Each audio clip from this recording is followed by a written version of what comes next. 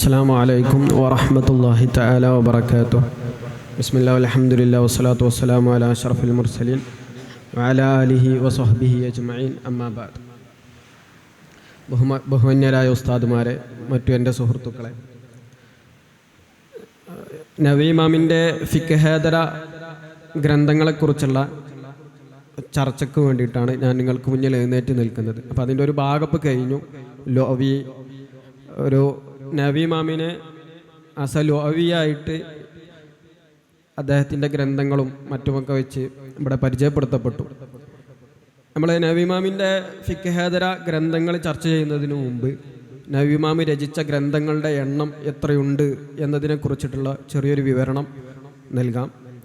മഹാനായ അല്ലാമ അലാഉദ്ദീൻ ഇബ്നുൽ അത്താർ നവവി ഇമാമിനെ ചർച്ച ചെയ്യുമ്പോൾ ഇബ്നുൽ അത്താർ റഹിമഹുല്ലാ തങ്ങളുടെ പേര് നിർബന്ധമായിട്ടും പറയേണ്ട ഒന്നാണ്. തുഹ്ഫത്തു ത്വാലിബീൻ എന്ന് പറയുന്ന നവവി ഇമാമിനെ കുറിച്ചുള്ള ഏറ്റവും ആധികാരികമായിട്ടുള്ള, ഏറ്റവും പ്രസിദ്ധമായിട്ടുള്ള ഒരു ഗ്രന്ഥം രചിച്ച നവവി ഇമാമിൻ്റെ തന്നെ ഏറ്റവും പ്രിയപ്പെട്ട ശിഷ്യരിൽ ഒരാളായ മഹാനായ അല്ലാമ ഇബ്നുൽ അത്താർ റഹിമഹുല്ലാ തങ്ങൾ, അദ്ദേഹം തൻ്റെ ഗ്രന്ഥത്തിൻ്റെ തുടക്കത്തിലല്ല, അദ്ദേഹം ഗ്രന്ഥത്തിലെ നവവി ഇമാമിൻ്റെ മുസന്നഫാത്തുകളെക്കുറിച്ച് വിവരിക്കുന്ന സ്ഥലത്ത് 28 ഗ്രന്ഥങ്ങളെ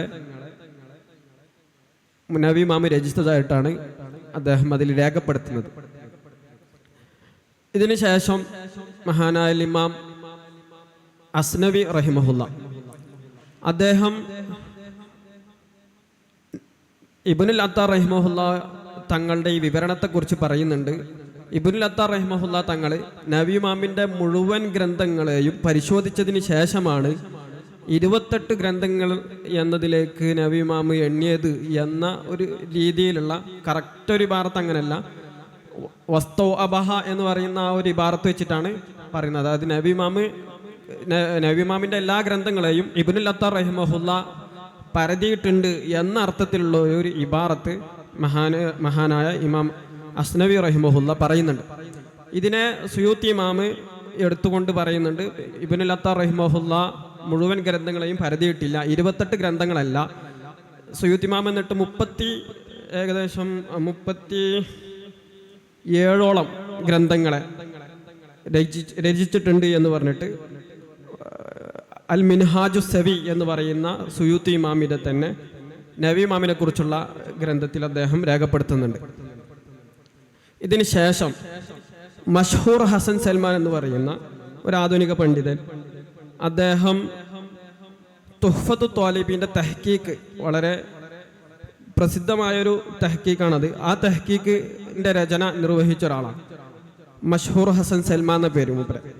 അപ്പോൾ മൂപ്പര് അതിൽ സുയൂത്തി ഇമാമിൻ്റെ ഈ ഒരു വാക്ക് വെച്ചുകൊണ്ട് മൂപ്പര് പറയുന്നുണ്ട്, സുയൂത്തി ഇമാം പറഞ്ഞതിനേക്കാളും ഇനിയും കൂടുതൽ ഗ്രന്ഥങ്ങൾ നവവി ഇമാം രചിച്ചിട്ടുണ്ട്. അങ്ങനെ അദ്ദേഹം ഏകദേശം 59ഓളം ഗ്രന്ഥങ്ങൾ, നവവി ഇമാമിൻ്റെ 59ഓളം ഗ്രന്ഥങ്ങളെ രചിക്കപ്പെട്ടതായിട്ട്, അതിൽ ചിലത് പബ്ലിഷ് ചെയ്യപ്പെട്ടതും അല്ലെങ്കിൽ അങ്ങനെ ചെയ്യപ്പെടാത്തത്, മഫ്കൂദായിട്ടുള്ള ഗ്രന്ഥങ്ങൾ, ഇങ്ങനെയൊക്കെ ആയിട്ട് 59ഓളം ഗ്രന്ഥങ്ങൾ പറയുന്നുണ്ട്. അതിന് ശേഷം 17 ഗ്രന്ഥങ്ങൾ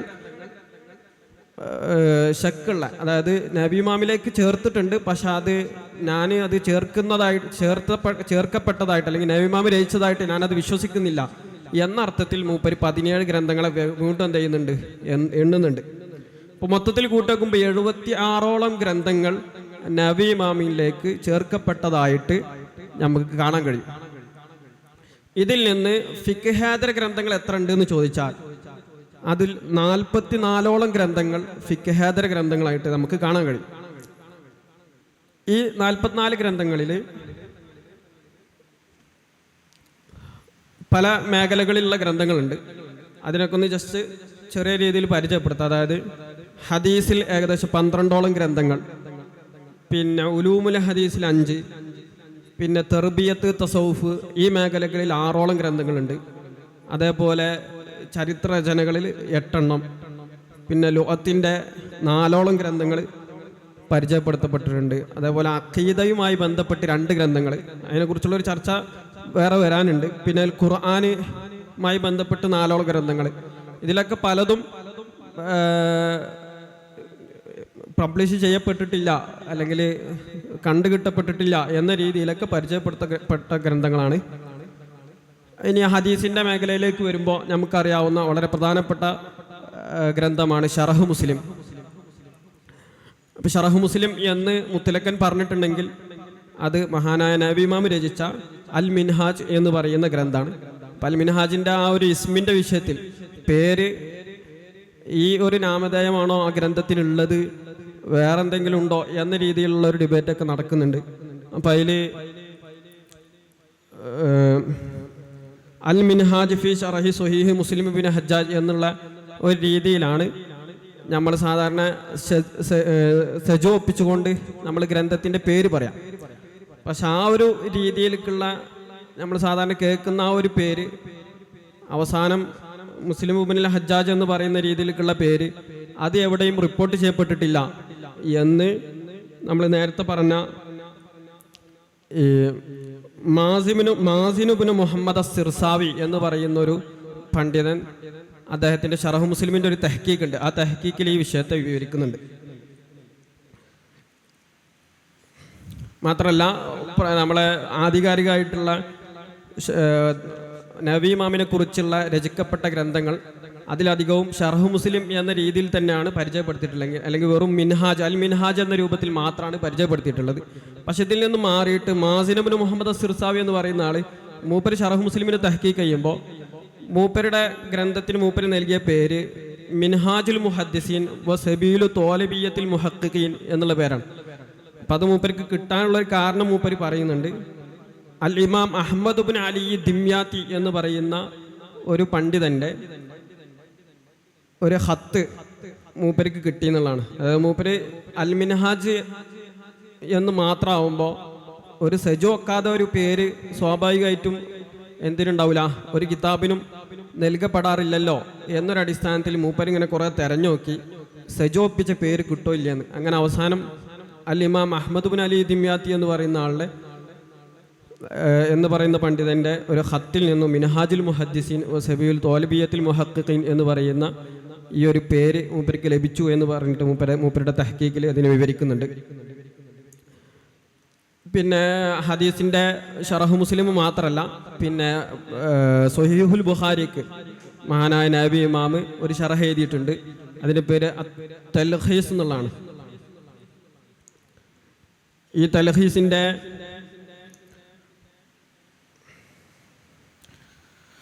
തൽഖീസ് നബി ഇമാമിൻ്റെ കുറേ ഗ്രന്ഥങ്ങൾ പൂർണ്ണമാവാത്ത അല്ലെങ്കിൽ പൂർത്തിയാക്കാൻ കഴിയാത്ത രീതിയിലുള്ള കുറേ ഗ്രന്ഥങ്ങളുണ്ട്. അതിൽപ്പെട്ടതാണ് ഈ തൽഖീസ് എന്നുള്ളത്. അതിൽ ബദഉൽ വഹിയും കിതാബുൽ ഈമാനിൻ്റെ അവസാനവും വരെ മാത്രമേ അതിൽ ഷറഹ് ചെയ്തിട്ടുള്ളൂ. പക്ഷെ അത്രമാത്രം ഷറഹ് ചെയ്തിട്ടുള്ളെങ്കിലും 250ഓളം പേജുകൾ ഉപയോഗിച്ചുകൊണ്ടാണ് ആ ഷറഹ് പൂർത്തീകരിച്ചത്. ആ 2 ബാബിൻ്റെ ഷറഹ് പൂർത്തീകരിച്ചതെന്നുള്ളതാണ്. അപ്പം അത് അത്രയും വിശാലമായ രീതിയിൽ അത് ചർച്ച ചെയ്തു എന്ന രീതിയിൽ ഈ ഗ്രന്ഥങ്ങൾ ഉലമാക്കളെ നല്ല രീതിയിൽ അത്ഭുതപ്പെടുത്തിയിട്ടുണ്ട് എന്ന് ചില ഗ്രന്ഥങ്ങളിലൊക്കെ കാണാൻ കഴിയും. പിന്നെ ഇതിൻ്റെ ഷറഹ് മുസ്ലിമിൻ്റെ ഒരു മുഖദ്ദിമ, ഉലൂമുൽ ഹദീസിൻ്റെ രീതിയിൽ ഷറഹ് മുസ്ലിമിൻ്റെ ഒരു മുഖദ്ദിമ, ഷറഹുൽ ബുഖാരിയുടെ ഒരു മുഖദ്ദിമ ഉണ്ട്. ആ മുഖദ്ദിമക്ക് മുസ്ലിമാമ് പ്രത്യേകിച്ചൊരു പേര് നൽകിയിട്ടില്ലെങ്കിലും ശേഷം വന്ന അലി ഹസൻ അലി അബ്ദുൽ ഹമീദ് എന്ന് പറയുന്ന ഒരു പണ്ഡിതൻ മാ തമസ്സു ഇലൈഹി ഹാജത്തുൽ ഖാരി ലി സ്വഹീഹിൽ ഇമാമിൽ ബുഖാരി എന്ന് പറയുന്ന ഒരു തഹ്ക്കീക്ക് പോലെ ഈ മുഖദ്ദിമയെ സെപ്പറേറ്റ് ആയിട്ട് മാറ്റിയിട്ട് മൂപ്പരെന്ത് ചെയ്തിട്ടുണ്ട്, ഈ ഒരു പുതിയ പേര് നൽകിയിട്ട് ആ തഹ്ക്കീക്കിനെ പരിചയപ്പെടുത്തിയിട്ടുണ്ട്. പിന്നെ അടുത്തൊരു ഷുറൂഹിൽപ്പെട്ടതാണ് സുനനു അബി ദാവൂദ്.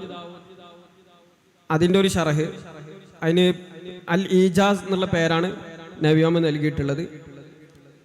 അപ്പം അതിൽ എന്താണ് നബി ഇമാം മറ്റു ഷുറൂഹുകളിൽ എന്തൊക്കെയാണോ ചെയ്തിരുന്നത്, അതായത് മറ്റു ഷുറൂഹുകളിലൊക്കെ വിവരണത്തെ പോലെ തന്നെയാണ് സുനൻ അബി ദാവൂദിൻ്റെ ഷറഹിൻ്റെയും വിവരണങ്ങൾ നമുക്ക് കാണാൻ കഴിയാം. ഏതായാലും സുനൻ അബി ദാവൂദിനെ കുറിച്ച് പറയാറുള്ളത്, സുനൻ അബി ദാവൂദ് എന്നുള്ളത് അതിൻ്റെ ഷറഹ് നബി ഇമാം അൽ ഈജാസ് എന്ന പേരിൽ എഴുതിയിട്ടുണ്ട് എന്നതിൽ ഉലമാക്കൾക്കിടയിൽ 2 അഭിപ്രായമില്ല. അതായത് എന്താണ് ഈ ഒരു സുനൻ അബി ദാവൂദിൻ്റെ മേലിൽ നബി ഇമാം എന്ത് ചെയ്തിട്ടുണ്ട്, ഒരു ഷറഹ് രചിച്ചിട്ടുണ്ട് എന്നത് തന്നെയാണ് ഉലമാക്കളുടെ അഭിപ്രായം. പിന്നെ നബി ഇമാമിൻ്റെ ഷുറൂഹുകളാണ് നമ്മളിപ്പോൾ ഇതുവരെ പറഞ്ഞത്, ഹദീസിൻ്റെ ഷുറൂഹുകൾ. അത് കഴിഞ്ഞ് നബി ഇമാം ഇനി റിവായത്ത് നിലയ്ക്ക്, അതായത് ഹദീസുകളുടെ ക്രോഡീകരണം എന്ന അർത്ഥത്തിൽ നബി ഇമാമിൻ്റെ രചനകൾ നമുക്ക് കുറേ കാണാൻ കഴിയും. നമ്മൾ കാണുന്ന അൽ അർബഈൻ നവവിയ, ഈ അതേപോലെ റിയാദുസ് സ്വാലിഹീൻ, പിന്നെ ഇതിനൊക്കെ കുറിച്ച് നമുക്ക് അറിയാവുന്നതാണ്, അതിനൊന്നും വിശാലമാക്കിയിട്ട് നമ്മൾ പറയണില്ല. പിന്നെ മറ്റൊന്ന്, മൂന്നാമതൊരു ഒന്നുള്ളത് ഖുലാസത്തുൽ അഹ്കാം മിൻ മുഹിമ്മാത്തി സുനനി വ ഖവാഇദിൽ ഇസ്ലാം എന്ന് പറഞ്ഞിട്ടൊരു ഹദീസ് ക്രോഡീകരണത്തിൻ്റെ ഒരു ഗ്രന്ഥമുണ്ട്. അതിൽ ഷറഹുൽ മുഹദ്ദബിൽ വന്നിട്ടുള്ള ഹദീസുകളെ ചുരുക്കി കൊണ്ടുവരിക എന്ന ലക്ഷ്യത്തോടു കൂടെയാണ് ആ ഗ്രന്ഥത്തെ രചിച്ചിട്ടുള്ളത്. അതിനെക്കുറിച്ച് ഉലമാക്കൾ പറയാറ്, കിതാബുൻ നഫീസും ലാ യസ്തഗ്നിൽ മുഹദ്ദിസു അൻഹു ഖുസൂസനിൽ ഫഖീഹ്. പ്രത്യേകിച്ച് മുഹദ്ദിസും പ്രത്യേകിച്ച് ഫഖീഹും ഒരിക്കലും ഒഴിച്ചുകൂടാൻ കഴിയാത്ത രീതിയിൽ പരിഗണിക്കേണ്ട ഒരു ഗ്രന്ഥമായിട്ടാണ് ഈ ഒരു ഖുലാസത്തുൽ അഹ്കാം എന്ന ഗ്രന്ഥത്തെ പരിചയപ്പെടുത്തുന്നത്. അപ്പോൾ ഷറഹുൽ മുഹദ്ദബിൽ അഹ്കാമുകളൊക്കെ ഏത് രീതിയിലാണ് വന്നിട്ടുള്ളത് എന്നതിൻ്റെ ആ ഒരു ഹദീസുകളെ ക്രോഡീകരിക്കുക എന്ന അർത്ഥത്തിലാണ്. പക്ഷേ ഖുലാസത്തുൽ അഹ്കാമും നമ്മൾ ബുഖാരിക്കുള്ള നബി ഇമാമിൻ്റെ ഷറഹിനെ പറഞ്ഞതുപോലെ തന്നെ അതും ഒരു പൂർത്തിയാവാത്ത ഗ്രന്ഥമായിട്ടാണ്. അതായത് അതിൽ കിതാബു സ്വലാത്തും പിന്നെ കിതാബു സക്കാത്തിൻ്റെ ചില ഭാഗങ്ങളും മാത്രമേ അതിൽ ചർച്ച ചെയ്തിട്ടുള്ളൂ എന്ന് കാണാൻ കഴിയും. അതെങ്ങാനും പൂർത്തിയാകുകയായിരുന്നുവെങ്കിൽ അതിന് വളരെ വലിയൊരു വാല്യൂ ഉണ്ടാകുമായിരുന്നു എന്ന് ഉലമാക്കൾ ചർച്ച ചെയ്യുന്നുണ്ട്. ഇനി അതുപോലെ ഉലൂമുൽ ഹദീസിൽ അൽ ഇർഷാദ് എന്ന് പറയുന്നത്, അതായത് ഉലൂമുൽ ഹദീസിൻ്റെ നമ്മൾ സാധാരണ ചർച്ച ചെയ്യാറുള്ള റാമഹുർമുസി എന്ന് പറയുന്ന ആ ഒരു അൽ ഖാദി റാമഹുർമുസി നമ്മളെല്ലാവരും ചർച്ച ചെയ്യാറുള്ള ഒരു സാധനം, അൽ മുഹദ്ദിസുൽ ഫാസിൽ ബൈന റാവി വൽ വായി എന്ന് പറയുന്ന ആദ്യ ഗ്രന്ഥത്തിൻ്റെ രചയിതാവാണ്. അദ്ദേഹത്തിന് ശേഷം ഇങ്ങനെ ഈ രചനകൾ ഇങ്ങനെ വന്നിട്ട് അവസാനം അൽ ഹാഫിദ് ഇബ്നു സ്വലാഹ് എന്ന് പറയുന്ന വലിയ ഒരു പണ്ഡിതൻ്റെ അടുത്ത് അദ്ദേഹത്തിൻ്റെ കാലത്തിലേക്ക് എത്തിയപ്പോൾ ഇബ്നു സ്വലാഹ് തങ്ങളുടെ മുഖദ്ദിമയുടെ മേലായി പിന്നുള്ള ഉലമാക്കളുടെ എല്ലാവരുടെയും ശ്രമം.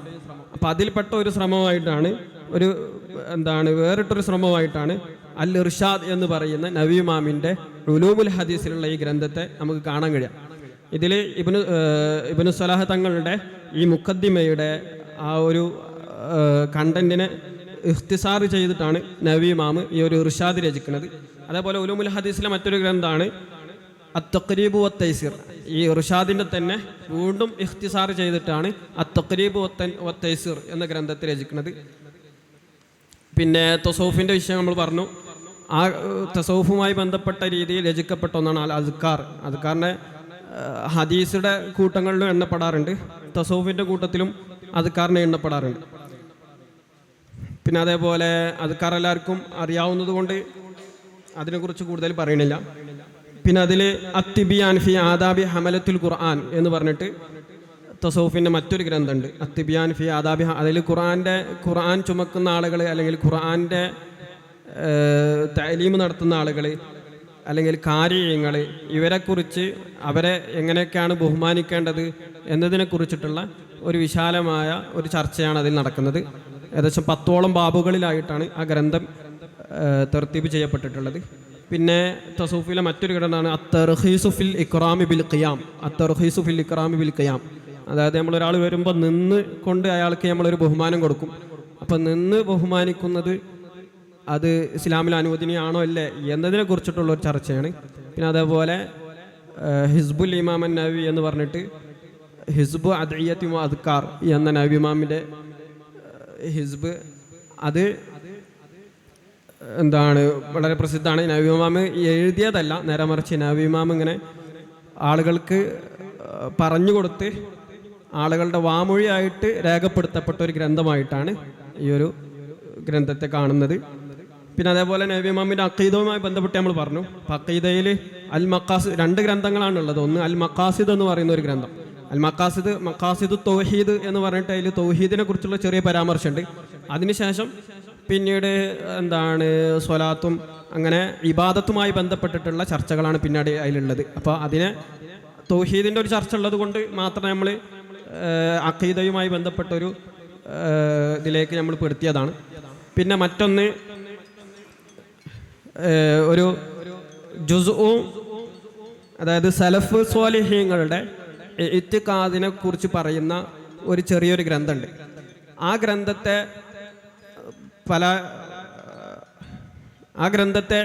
പല ആളുകളും നബി ഇമാമിലേക്ക് ചേർത്ത് പറയാറുണ്ട്. അങ്ങനെ ചേർത്ത് പറഞ്ഞിട്ട് പല വഹാബികളും നബി ഇമാമിനെതിരെ അശ്ശരിയത്തിനെതിരെ നബി ഇമാം അശ്ശരിയത്തിൽ നിന്ന് മാറിയിട്ടുണ്ട് എന്ന് സമർത്ഥിക്കാൻ വേണ്ടിയിട്ട് ഈ ഒരു ഗ്രന്ഥത്തെ ഉപയോഗപ്പെടുത്തിയിട്ട് ആ ഗ്രന്ഥത്തിൽ അശ്ശരി മദ്ഹബിനെതിരെയുള്ള പരാമർശങ്ങളുണ്ട് എന്ന് പറഞ്ഞിട്ട് സലഫികൾ അങ്ങനെ ഒരു പരാമർശം നടത്താറുണ്ട്. പക്ഷേ അതിന് പ്രത്യേകിച്ച് തെളിവുകളൊന്നും ഇല്ല എന്നുള്ളതാണ്. നബി ഇമാമിലേക്ക് ചേർക്കാൻ പ്രത്യേകിച്ച് തെളിവുകളൊന്നുമില്ല. കാരണം നബി ഇമാമിനെ കുറിച്ച് രചിക്കപ്പെട്ട ആധികാരികമായ ഗ്രന്ഥങ്ങളിലൊന്നും ഈ ഒരു അഖീദയുടെ ഗ്രന്ഥത്തെക്കുറിച്ചിട്ടുള്ള പരാമർശമില്ല. ഏതായാലും ഇത്രയും പറഞ്ഞുകൊണ്ട് ഞാൻ നിർത്തുന്നു. അസ്സലാമു അലൈക്കും വറഹ്മത്തുള്ളാഹി തആല വബറകാതുഹു.